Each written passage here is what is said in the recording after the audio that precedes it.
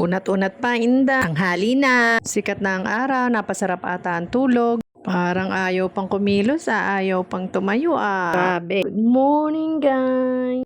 Lord, sa pinibagong umaga, ang pinakamagandang blessing sa araw-araw. Thank you, Lord. Umaga na lang pababa ako, paggising ko ito, makikita ko yan, may sampay pa. Nilabanaan ako kahapon. Hindi na lang nasa mood bago pumasok naglaba. Labas ko muna tong mga nilaban ng anak ko kahapon para mainita naman siya at mabango. Lalo kapag natuyo ito. Yan. Tamang-tama. Super init. Yan. Santing ang init. Mamaya tuyo na to. Paghapon ba namang ibibilad yan sa araw pag hindi pa to natuyo? Pero init. Pati ata ako matutuyo na. Charot. Ito nga pala yung saging na bigay sa akin ni ate kahapon. Kaya to niluto ko siya ngayon. Pagahan namin. Yan yummy yummy. Sarap-sarap yan. Ang benepisyo ng saging sa ating katawan. Kaya ugaliin kumain ng saging. Itong routine ko. Bago ako umalis ng bahay. Yan, maglinis-linis muna, magwalis-walis. At pagpaga ng mga sopa at punasan ng mga iba-ibabaw kasi once a week lang ako nagpupunas ng mga iba-ibabaw kaya yan ang alikabok na.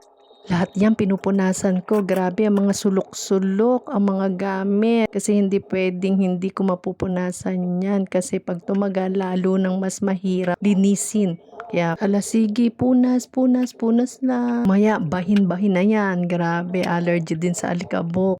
Okay lang, hanggat kaya mong gawin mo na kaysa iasa mo pa sa iba. Wala namang ibang aasahan eh. Ako lang din naman ang gagawa nito eh. Ito ang trabaho ni Inday. Yan, ganan, araw-araw. Buhay nanay talaga, walang day off, walang pahinga. Sana na naiintindihan ng mga anak ang ginagawa ng isang ina para sa kanyang pamilya. Parang hindi nakakaramdam ng pagod. Karamdam pero pahinga lang ng konti, then tuloy uli. Sige lang, tuloy ang trabaho. Hindi madali maging isang ina at ilaw ng tahanan. Ang ina, kayang gampanan sa buhay ang kahit anumang papel.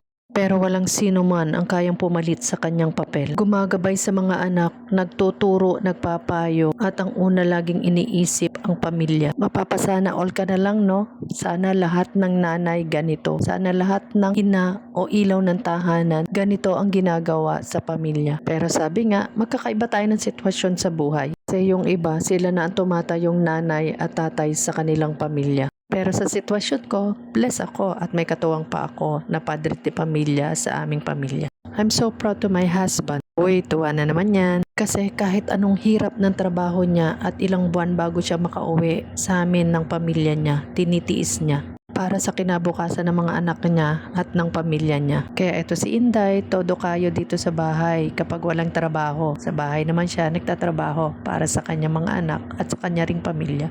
Sobrang arte ba naman ito sa bahay? Daming bawal kaya ang mga anak di na maintindihan kung paano pa rin siya susundin. Proud din naman ako sa mga anak ko. Kahit minsan napapagalitan, nasusungitan, pero sumusunod din naman sa mga inuutos ko. Mababait naman ang mga anak ko pag walang topak at pag mga nasa mood. Lalo na pag may mga kailangan, ako ang bibilis. Sila pa mga nag-i-initiate. Gaya nito mga ginagawa ko. Yung iba dito, gawain na nila eh. Dapat sila na ang gumagawa nito. Pero minsan ginagawa ko na lang din. Minsan pag wala sila sa mood, wait ma. Puro na lang sila wait. Para silang ibon, not wait. Hanggang sa mainis ka at ikaw na lang din ang gagawa. Diba mga anak? Diba relate din kayo, no? Dapat talaga tinuturuan natin ang mga gawaing bahay ang mga anak natin para hindi sila lalaking mangmang o walang alam pagdating sa mga gawaing bahay.